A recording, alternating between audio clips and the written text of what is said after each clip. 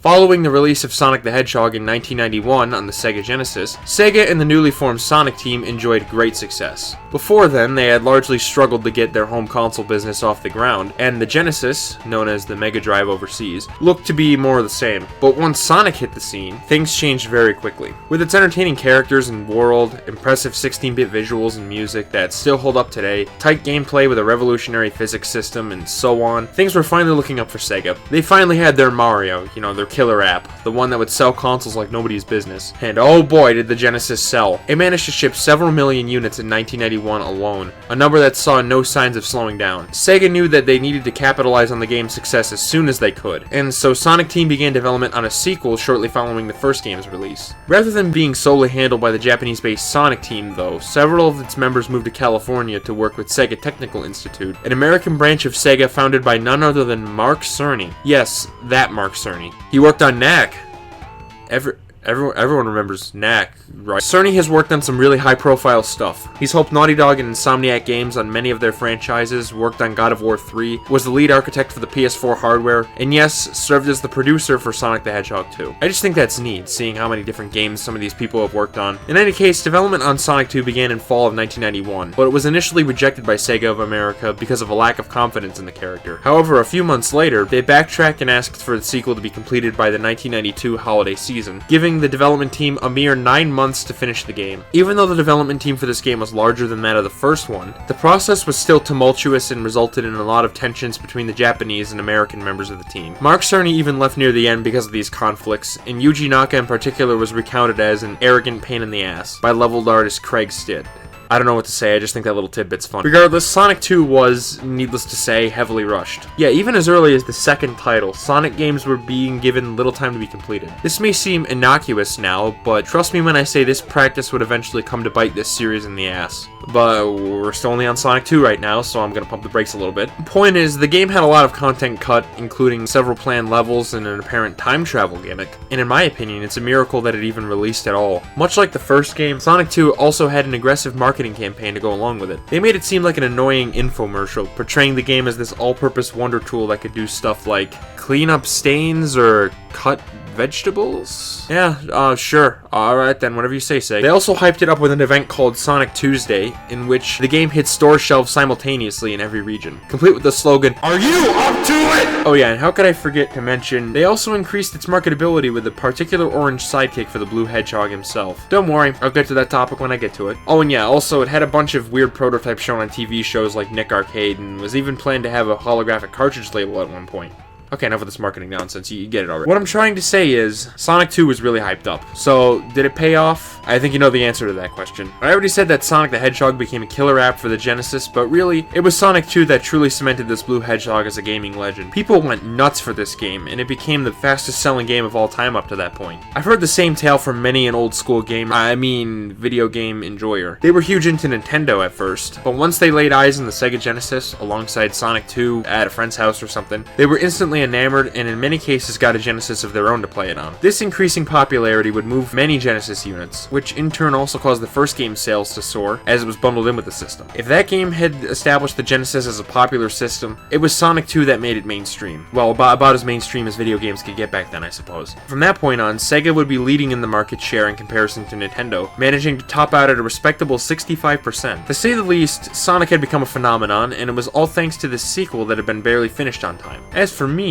I first played Sonic 2 shortly after I had finished the first one. Like that game, my experience had some bumps in the road since I was brand new to this series, but even once I finished the game, I thought it was really solid and even an improvement over the first in many respects. Not without its issues for sure, but by and large, it was more of that high-speed action that won me over on this series in the first place. Much like any other game I really enjoy, I come back to Sonic 2 a lot over the years and gotten better with each successive playthrough, so enough delay. This is Sonic the Hedgehog 2, released for the Sega Genesis. Okay, I'll be transparent though. I don't really have a solid starting point in mind for this one. Really, I almost never do. So why don't we just get the preliminaries out of the way first. Sonic Sonic 2's story is fairly similar to the first game's, mostly because it's also fairly simple, but it introduces a few new elements to make it stand out. One day, sometime after the defeat of Dr. Eggman, Sonic is flying a plane known as the Tornado across the sea in search of a new adventure somewhere. Quick aside, but I love that detail. It fits Sonic's adventurous personality quite well. Even when he has every excuse to, he never takes a break and instead goes and looks out for something new and exciting to participate in. While doing so, he comes across West Side Island, which he lands on. On the island, a young orange fox starts to follow him, hiding behind a rock when Sonic notices him. This is Miles Prower. Yeah, get it? Miles Prower?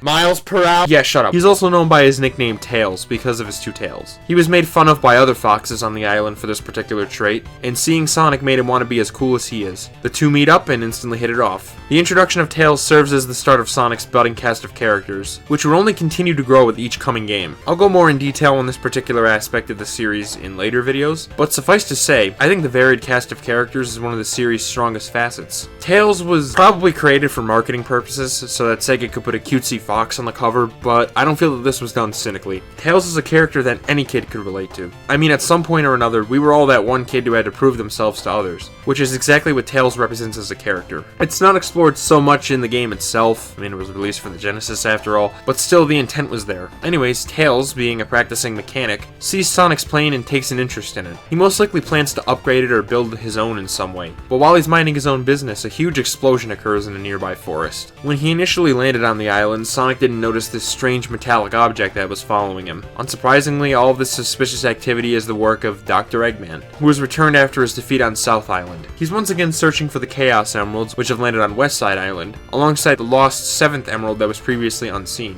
Eggman has rebuilt his army of badniks, once again using animals to power them, and plans to collect the 7 emeralds to power his new super weapon, a large spherical space fortress known as the Death Egg. Yeah, not sure where they got the inspiration for that one. Couldn't possibly know. Blatant sarcasm aside, yeah, Sonic 2 is where the series took an even larger turn towards sci-fi elements, specifically taking inspiration from Star Wars. One of my favorite things about that series is its neat spacecraft designs, and Eggman's contraptions this time around have similarly interesting appearances. I'll touch more on that in a bit though. Learning what's going on, Sonic rushes into the forest the explosion came from, with Tails trailing behind him. He hears Eggman gloat how he's finally going to take over the world this time.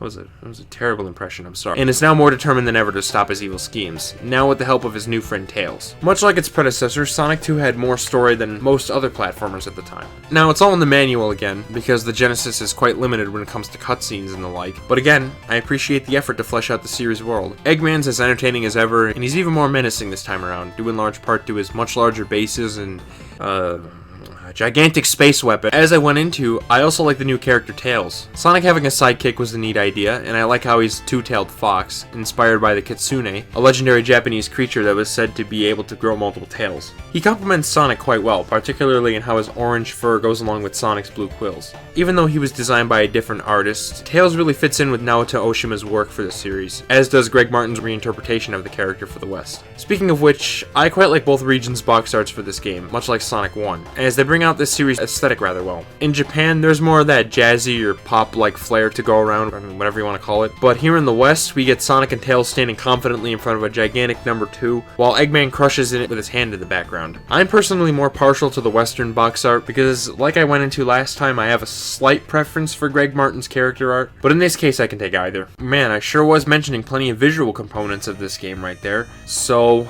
why don't we discuss that? In my video on Sonic 1, I praised the game's aesthetics and found it very appealing to look at. It had varied stage environments with neat set pieces and creative locales. They have full of life, color, and detail as a result of the Genesis' more advanced hardware than previous systems, and the character sprites were expressive and able to convey more emotion than was typical of video games back then. Even the simple addition of an idle animation was enough to inject much more character into Sonic than other platforming mascots. I'm happy to say that Sonic 2 carries on the same visual strengths as its predecessor, and perhaps looks even more appealing, a natural effect of Sonic Team starting to gain experience with the hardware. On the whole, the game is more colorful, more varied, and more detailed visually. Instead of only 6 zones, Sonic 2 features 11, almost double the amount of the original, and most have unique looks. Admittedly, the opening stage Emerald Hill Zone is a bit underwhelming, as iconic as it is, because of its similarity to Green Hill, but the rest are enough to hold my attention visually. I especially love the looks of Chemical Plant Zone, a city flooded with toxic pink water called Mega Mac? Okay then. Casino Night Zone, which goes all in on the casino aesthetic that Spring Yard only loosely went for, complete with neon lights and pinball-like set pieces. Hilltop Zone, a mountainous region that stretches high into the sky. Oil Ocean Zone, a bit of the island's coastline that was polluted by Eggman's large oil rigs. Aquatic Ruin Zone, an ancient temple that's partly submerged in water. And Mystic Cave Zone, a crystalline cave that stretches deep underground. All these environments make solid use of color and shading, and feature backgrounds that take advantage of the multi-layered parallax scrolling effect the Genesis has to give them more depth. For example, Hilltop features a bunch of mountains in the distance, giving you a sense of scale for the island, and Mystic Cave has faint pillars of rock far out, demonstrating how large the cave you're traveling through is. I also really like how the sprites look yet again. Generally, their shading was subtly improved, which further highlights the details on each character or item. This is notably evident in some of the larger sprites, such as those of Eggman's contraptions, which I've always thought had a really unique appearance. Fun fact, I actually saw this game many years ago when I was a little kid, in some military truck, and for some reason remember there being a bunch of tanks, as in real tanks, that came in as the first boss rather than Eggman's measly egg drillster. I don't know, must have been the truck I was in that was screwing with my perception. In any event, Sonic in particular has seen some changes. His sprite's basically the same as the one from the last game, but with one notable difference. It features a slightly darker shade of blue, which I honestly prefer because I find it stands out a lot more. You'll notice that this is a trend in the series going forward if you pay attention. With each game, Sonic's shade of blue tended to get a bit darker. I always saw it as him growing older as the series continues on, if anything, almost like he's growing up along with it. Tails' sprite, much like Sonic's, also manages to capture his character design quite well in a 16-bit form, and all the badniks are equally as distinct as those in the last game. Special mention goes to the chickens in Wing Fortress Zone because, I mean, come on, man, they're robot chickens that shoot eggs at you, and they're the main guards for Eggman's Flying Fortress. That's just funny. Pound for pound, Sonic 2 has some really nice visuals that show off what the Genesis is capable of yet again. I feel similarly positive towards the game's soundtrack. I didn't mention it last time around, but the music in Sonic 1 was composed by J-pop duo Dreams Come True. They make a return for the music of Sonic 2, and once again delivered a collection of absolute bangers. As I'll be saying countless times when discussing this series games, Sonic music is fucking awesome and pretty much never fails to impress, and Sonic 2 is certainly no exception to this rule. The Genesis's distinct FM synthesis is once again used to great effect, except this time around the composers seem to have mastered the sound hardware a lot more, leading to less overall Genesis twang, if you will, that came from inexperienced sound programming for the system. The Genesis sound chip sometimes gets a bad rep, but much like anything else, it all comes down to how it's used. If it's done properly, much like it is in the Sonic games, you can get some truly amazing music that almost has a more heavy metal edge to it than the more orchestral sounding media of the contemporary SNES. That was a sentence. Sonic 2 takes full advantage of this, producing some of the best and most iconic tracks in the entire franchise. And for a series with a musical pedigree like this, that's saying quite a bit. I find it difficult to pick favorites, because pretty much every song in this game slaps. Each and every track has a memorable melody, and they're all distinct and fit the locations they play in very well. For instance, Mystic Cave Zone has a spooky feeling to it, calling attention to the dark, almost magical environment of the cave.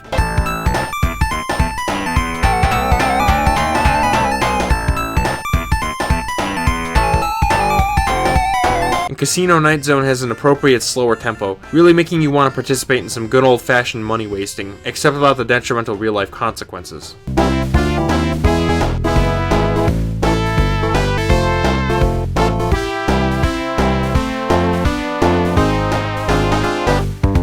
My favorite song in the game is, unsurprisingly, Chemical Plant Zone. It's this really badass rock and roll-like track with a catchy melody, strong bass, and powerful drums.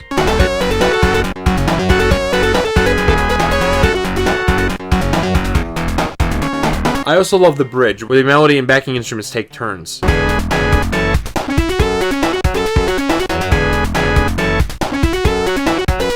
After which there's a crescendo where the instruments layer onto each other in a wall of harmony that just sounds awesome.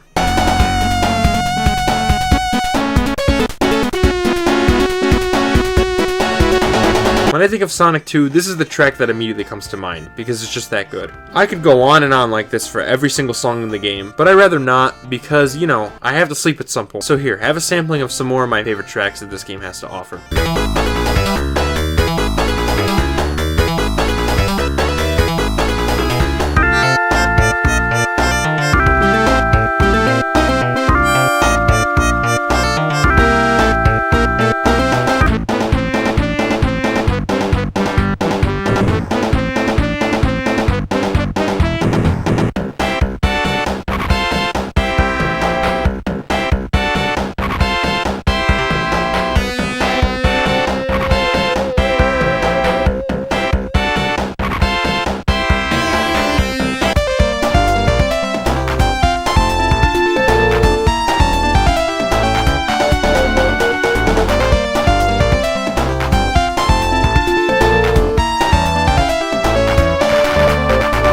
I'd also be remiss if I didn't mention track 10. Well, technically track 16 because it's hexadecimal, but anyway.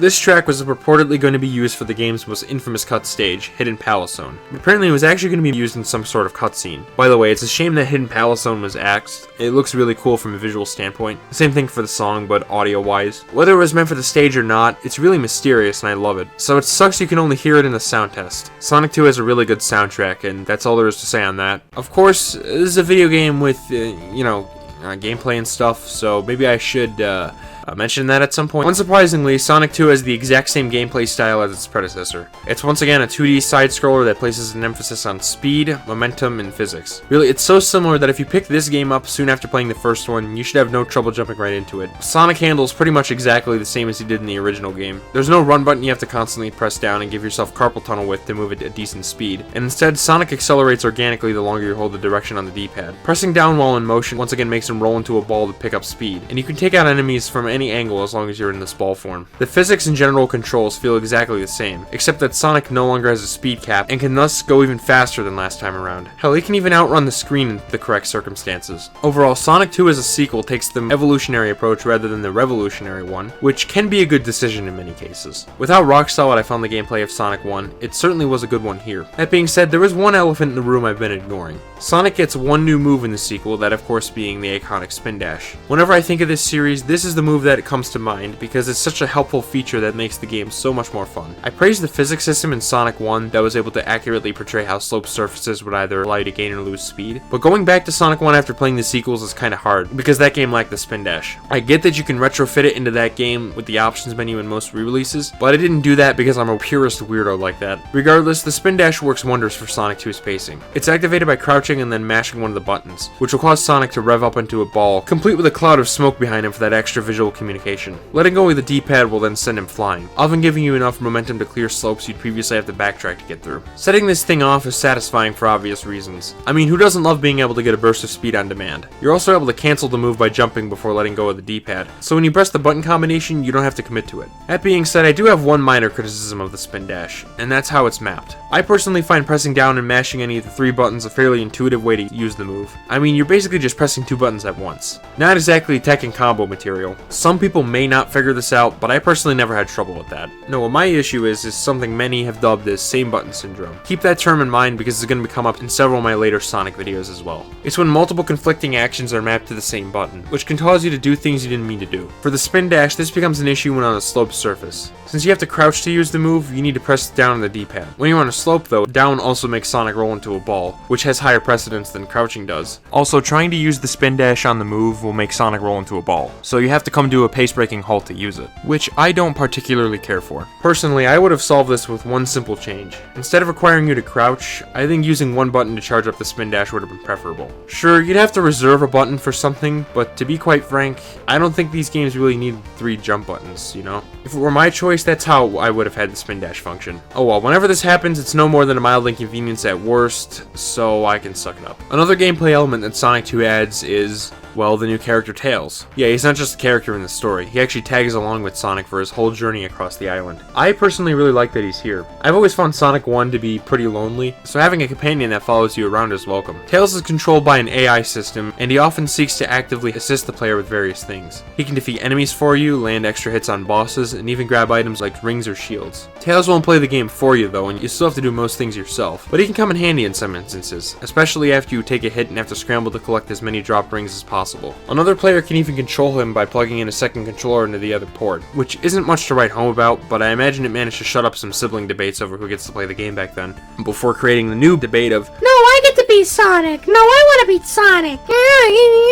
Shut the hell up, you dumbass kid. With all that said, there are some instances where Tails can get in your way. For example, in underwater sections, he can steal air bubbles from you, which can potentially cause you to drown if it happens at the worst possible moment. Fighting bosses is probably the worst this gets though. They have iframes after each hit taken, during which the boss can't be damaged and Sonic phases straight through instead. The same thing applies to when Tails hits the boss. If said boss is suspended over a bottomless pit or a hazard of some sort, I think you can see the issue here. Tails can hit him while you're on your way to do so, which can cause you to fall through and either take damage or even die. This rarely happens to me since I always play it fairly safe during these fights, but that doesn't make it any less of a hindrance when it does. Other than that, I like having Tails tag along for the extra company if nothing else. And so that's how I've always played this game. You know what, there's something else I can talk about, the bosses. I barely spent any time on these in Sonic 1, mostly because I had so little to say about them. I liked how they were all against Eggman, establishing him as a formidable enemy, but that's about it. Meanwhile, here in Sonic 2, I find them far more engaging because they're more varied. In Sonic 1, every boss was a different variation of Eggman in his bare Eggmobile, whereas here there's often more than just that. For instance, in the Hilltop boss, the Doctor's craft comes outfitted with a flamethrower and is completely resistant to the lava below. In Oil Ocean, he pilots a submarine, which also has a robotic arm that shoots blue lasers and jumps at you. Chemical Plant also sees him dumping some toxic liquid on you. Aquatic Ruin has him using a large hammer and ancient statues to shoot projectiles at Sonic.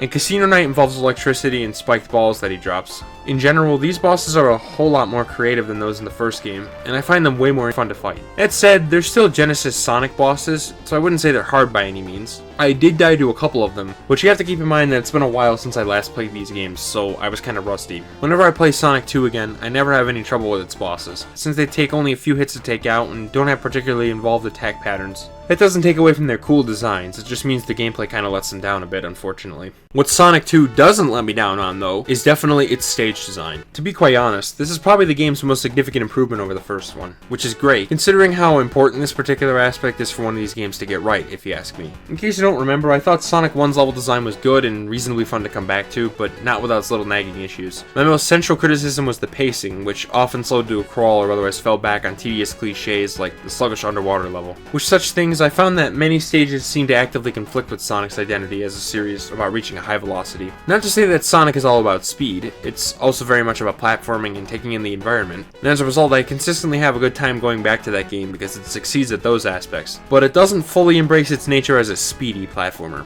This means that Sonic 1 was more or less a typical game from that era, just with a neat physics system and a higher top speed than normal. It was good, no doubt, but they could go much further with the concept. Well, that all changed when Sonic 2 arrived. In this game, Sonic's speed cap was removed, and he was given an all-new move to get a helpful burst of speed on demand, but that's not all. It was here where Sonic truly came into his own as a series. It embraced his unique identity as a momentum-based platformer. On the whole, the level design in this game seems to go out of its way to emphasize Sonic's greater speeds. It has more loops and crazy stage set pieces to emphasize the action, introduces dash pads and more springs that send you flying forward very quickly, has scripted sequences that aim to make Sonic feel really fast, and generally has more challenges based around navigating a space as quickly as you possibly can. Hell, even the zones themselves have been made much shorter, only being 2 acts long instead of 3. I must say, I vastly prefer that. It cuts down on a lot of aesthetic repetition and makes it so that as soon as you start feeling sick of a particular level, you're on to the next one with an all new set of badniks or hazards to avoid and whatnot. If you really want a good example of what I'm talking about, look at Chemical Plant Zone.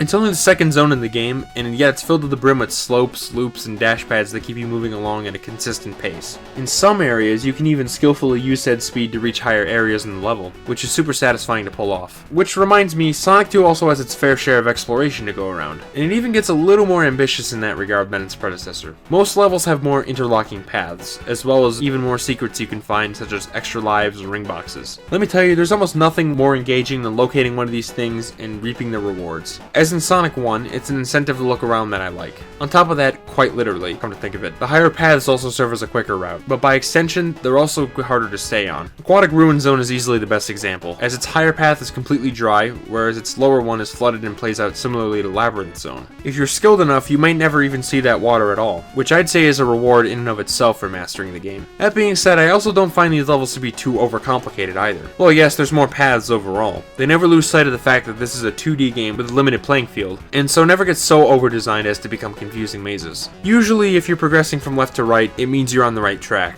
just how it should be in my eyes. So much like Sonic 1, I find these alternate paths to be a welcome, unintrusive gameplay element that doesn't get in the way. It even offers some replayability for those looking to get through the games faster than before. Also, and I know this is unrelated, but I have to mention these slot machines in Casino Night Zone, where you can gamble to potentially earn a bunch of rings. I'm sure I'd get at least one comment about it if I didn't, so there you go. Honestly, I have very few complaints regarding the level design in this game. It's satisfyingly paced, and a consistent blast to run through every time I come back to the game. Even when it does slow down for a second or take control away to show a brief scripted sequence, I never feel that it comes at the cost of my ability to play quickly and get good at the stage. The most you'll have to do is briefly wait for a platform to move a couple of feet, but that's about it. In many instances, these slower and more methodical platforming bits can be changed into speedy thrill rides in their own right, provided you're skilled enough to do so. Take this one example in Hilltop Zone. Below you is a rising pit of lava you'll have to run away from by making jumps on floating platforms, which by the way blend in with the environment to avoid coming off as jarringly out of place. Attention to detail and creative art direction, those are two things I greatly appreciate in video games when done right. Anywho, you could be more careful and take your time in this section, or you could rapidly jump and blaze through the set piece like it's nothing. Sonic 2 often emphasizes a risk versus reward kind of play style, and if you're good enough at the game, those risks tend to pay off more often than not.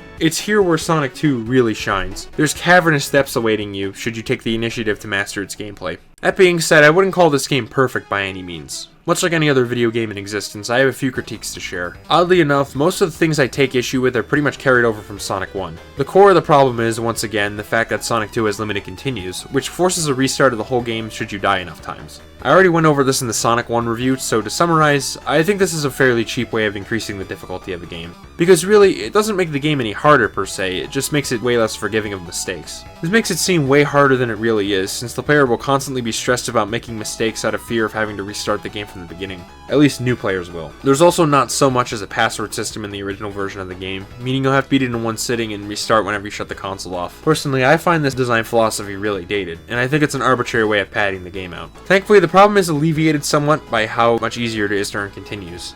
Rather than entering a special stage and collecting 50 rings, all you have to do is get 10,000 points at the end of any given stage, and you're granted a free continue. This is most easily achieved by bringing 100 rings to the end of the stage, since every ring is worth 1,000 points in the end level bonus. Thank God it's that way too, because I honestly think the special stages in this game are even worse than the ones from Sonic 1. While I didn't particularly care for the ones in that game, they almost look fun in comparison to those in Sonic 2. I will concede that I much prefer the method of accessing them in this game. Instead of having to bring 50 rings to the end of the stage and jump into a giant ring in a slim window, you can bring those rings to a checkpoint, which opens up a ring of stars. Jesus man, how many times can I say the word ring in one sentence? I guess that's what I get for writing this at 1:30 in the morning. Anyways, jumping into this gateway will bring you to the special stage, and they suck donkey balls. This game introduces the iconic half-pipe stage, where you'll move Sonic around horizontally to collect rings. The game sets a ring quota that you have to reach to pass certain points within each stage, and eventually get one of the Chaos Emeralds. My beef with these stages is two-pronged. One, Sonic's control in them is kinda stiff, which zaps away a lot of the fun factor they could have had for me.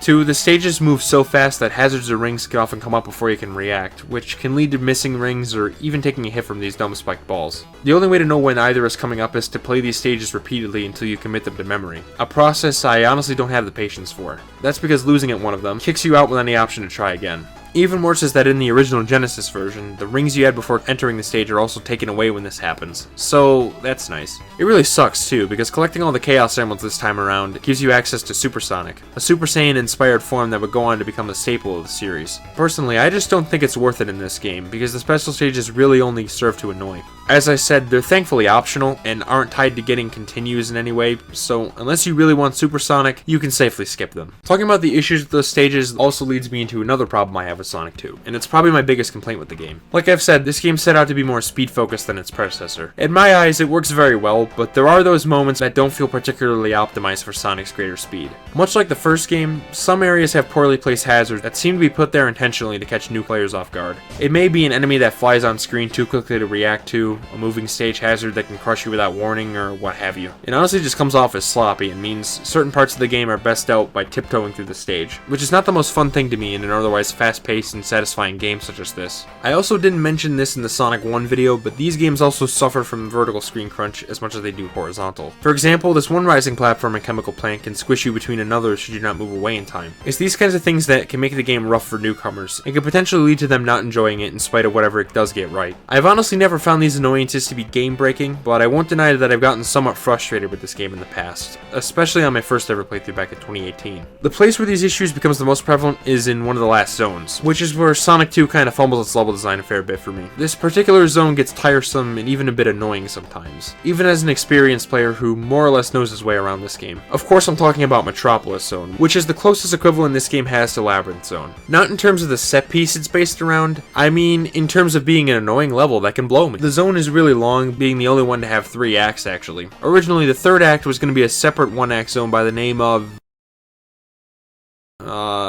Cyber City. Yeah, Cyber City Zone. That's what it was going to be called. However, time constraints led to its removal from the game, although its level layout was reportedly used for the third act of Metropolis. Really, what can I say about this stage that hasn't been said by others? Again, it's long, it's tedious, and has some of the game's most annoying enemies. What certainly doesn't help is their placement, which is easily some of the worst in the series, often surprising you and taking your rings away before you can react. It's a real shame too, because I unironically love the art design and music of this zone, but the level design just kinda kills it for me. It's not very fun, no matter how I slice it.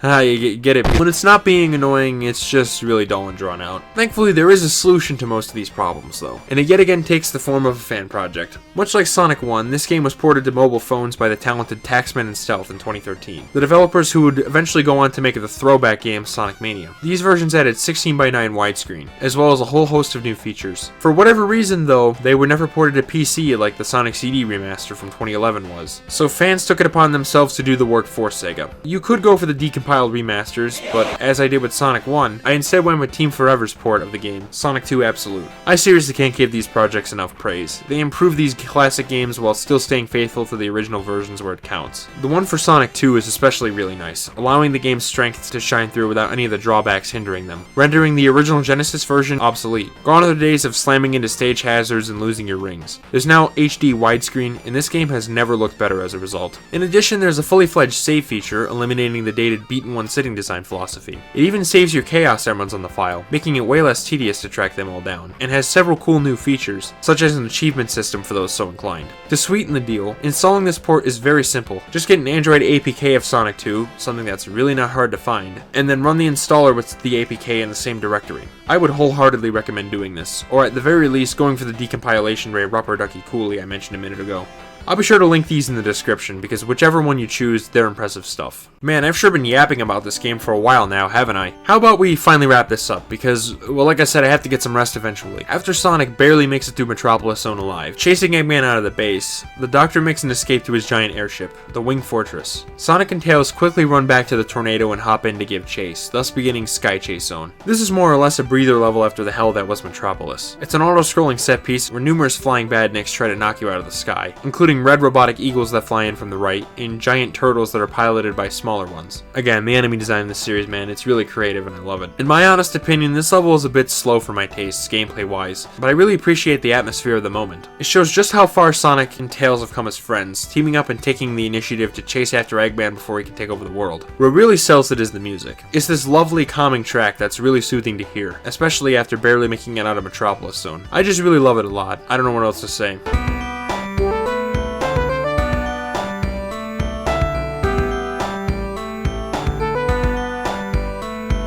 Oh yeah, the cloudy sky aesthetic looks really nice too, and I really get a kick out of that one part where the Wing Fortress flies by. You get a glimpse of how truly gargantuan it is, and man, it's just so cool to see. Following this, Sonic and Tails attempt a landing on the airship, but not before Eggman fires lasers at the plane, causing it to fall from the sky. Just barely missing the ship, Sonic has no choice but to jump on there, leaving Tails to die in a plane crash. Of course, you all know that's not how things play out, but still, I imagine some first-timers really got attached to Tails, and this part makes it appear as though Eggman just finished him off. It really pumps you up to charge up there and take that bastard out once and for all and avenge your fox friend! Wing Fortress Zone, another single act level. I have some mixed feelings. If anything, I like the presentation. The mere idea of walking around the exterior of a huge airship is badass enough, only made cooler by the propellers, jet engines, and other mechanical parts you'll traverse. Its immense size is intimidating, as is the massive bottomless pit below that constantly puts me on edge when I play it. The music really helps in creating this atmosphere, going from the peace and tranquility of Sky Chase right into this.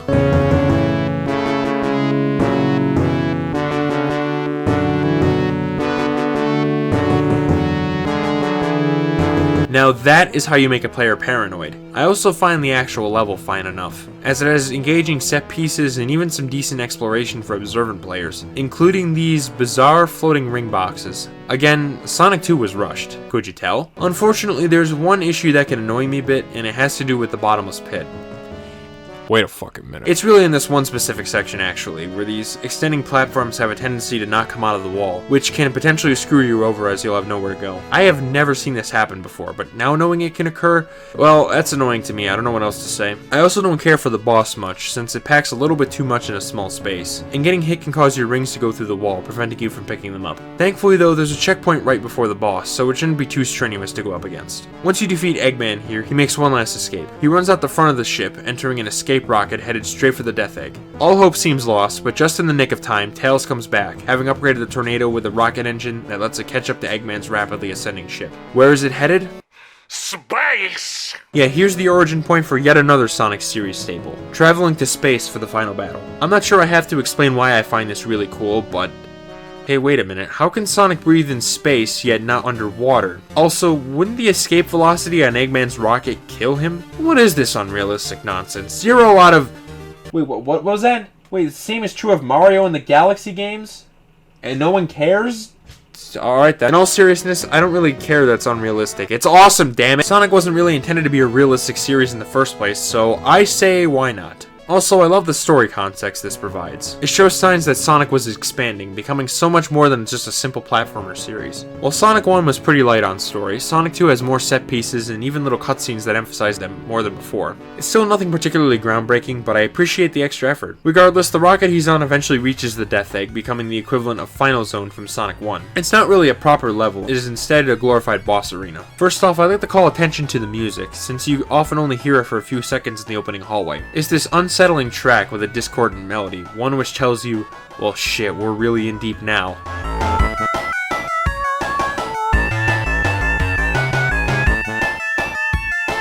It's not all doom and gloom though, as there's this one section with a genuinely beautiful harmony between two of the instruments, giving a more hopeful feeling that we'll be able to take Eggman out once again.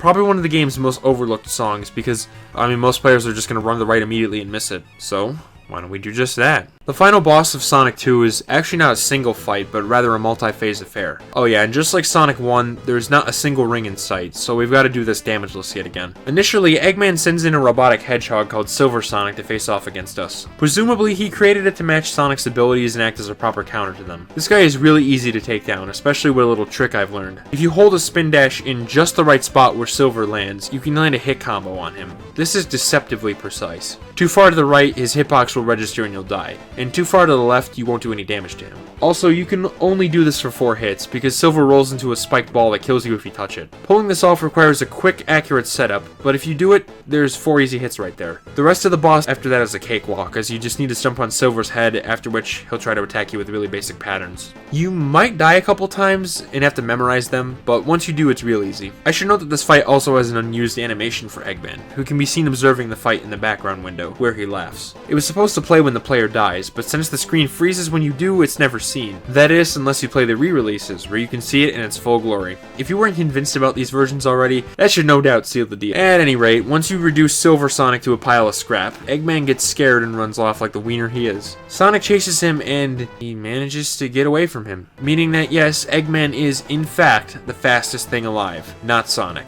That's awesome. What isn't so awesome though is the boss fight that follows this moment. It's the infamous Death Egg robot, a mech commandeered by Eggman. It has spikes on its hands and can only be damaged by jumping into its chest. Doesn't sound so bad, but then you find out trying to jump into him is really precise. Like pixel perfect or something, it feels like. And if you get hit, it's back to the beginning of the stage for you. The intended way to do it is this. Wait for the robot to fly off screen, after which it will target Sonic and drop down to the last place he was. It's at this point the force from the impact will cause the mech's body to bend downwards, which is your chance to hit him. Run to the other side of the room and avoid his hand attack, then rinse and repeat over and over till he's toast. Once you know to do this, the fight shouldn't be that hard to conquer. The problem I have then is just how long it goes on for. The Death Egg robot takes 12 hits to put out of commission, so that means repeating the damage cycle 12 times, which itself means waiting around for Eggman to attack 12 times. I just find this whole thing really slow and dull. I do like the music.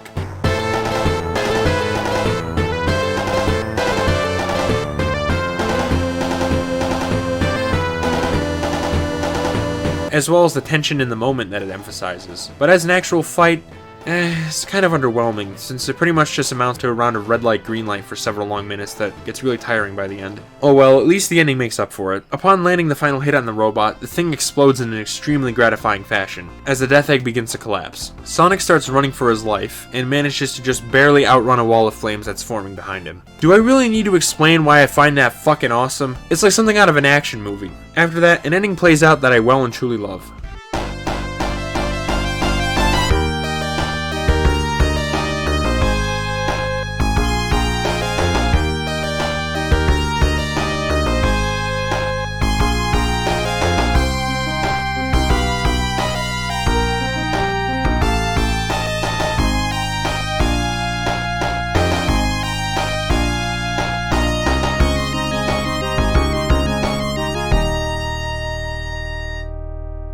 If you ever needed proof that you don't need big budget production or detailed cinematics to create emotion, there you go, that's Exhibit A. Sonic falls from space, but out of concern for his new best friend, Tails manages to rescue him just in time. Meanwhile, an absolutely beautiful song plays that captures the feeling of finishing a long, treacherous journey with tons of hardships, complete with an awesome pose that Sonic does at the end in celebration, as he did in the first game. It may not seem like much today, but I appreciate how well they were able to create emotion like this with such simple presentation, expanding Sonic's world, lore, and characters all the while. It's one of the primary factors that makes this series stand out, and give it so much more staying power than many others that were forgotten about along the way. We're then treated to another banger credits medley, concluding Sonic 2 on yet another high note. I really like Sonic the Hedgehog 2. I always have. Even though it could potentially give newcomers a rough time because of the issues that weren't fixed from Sonic 1, which can be further brought out by the game's greater focus on speed, I find that once you overcome those hurdles, Sonic 2 is a more engaging and better crafted game than its already solid predecessor. Virtually everything in this game that really matters has seen a huge improvement. The graphics and music, Sonic's moveset, the greater speeds you can reach, the more interesting level design, the more varied level themes, all that stuff. In addition, Sonic 2 further expands the excellent world and characters that were introduced last time around, fleshing them out a bit more and introducing Tails, who would go on to become a series mainstay. Sure, I may strongly dislike the special stages in particular this time around, the occasional screen crunch snafu may get on my nerves, and Metropolis and the final boss may both be really tedious segments that stand out like a sore thumb, but these things are really minor when contrasted against everything else that Sonic 2 does well. This is where the series truly reached greatness, if you ask me, and is when it was cemented in video game history forever. However, there was still so much higher for them to go, so much more to explore, and so much to refine and further flesh out. Much like any great game, followed by an even better sequel, Sonic Team was primed and ready to produce their biggest, most ambitious, and most refined entry to date. But it's not quite time for that yet. As much as I'd love to jump straight into the third and final chapter of the Genesis Sonic trilogy and cap it off with a bang, it wasn't quite that direct. Sonic 3 was originally going to release the year after Sonic 2, but it too would end up experiencing significant development troubles. Sonic Team and Sega knew that skipping a year of games with their flagship franchise would cost them a lot of potential sales, even though the Genesis was still selling very well. As it turns out, Sega's Japanese branch was at work on their own sequel to Sonic the Hedgehog, but instead of targeting the cartridge-based Genesis itself, it would be developed for a specialized add-on known as the Sega CD, which used then new compact disc technology to store games. That's the game I'll be taking a look at next time, so stick around if you're interested to hear what I have to say about it. It's a game I've played far less than the others in this series, so I'm sure it will make for an interesting episode at the very least. That being said, thank you for watching, and I will see you all again very soon.